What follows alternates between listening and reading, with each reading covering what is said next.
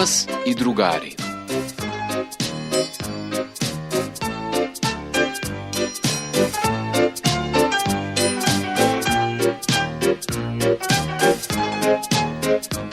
Van šina.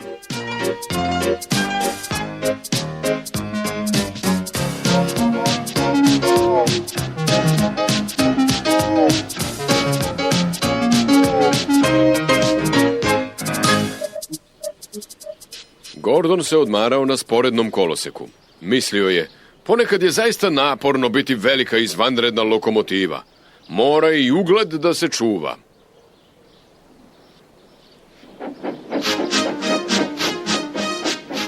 Pip. Zdravo, debeljko, zviždao je Henry.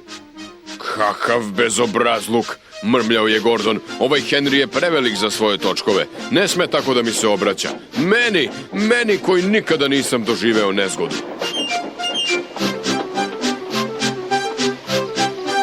Zar prigušivanje zviždaljke i kvar sigurnosnog ventila nisu nezgode? Pitao je Percy naivno. Nisu. To je viša sila. To može da se dogodi svakoj lokomotivi, ali ono izletanje sa šina koje se dogodilo Henryu, to ne može. Jel to u redu? Jel to pristojno? Došao je red da Henry vuče brzi voz. Gordon ga je gledao kako se priprema.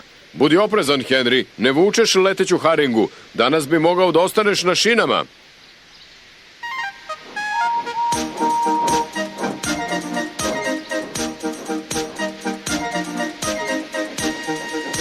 Henry je ljutito otišao, a Gordon je zevajući zaspao.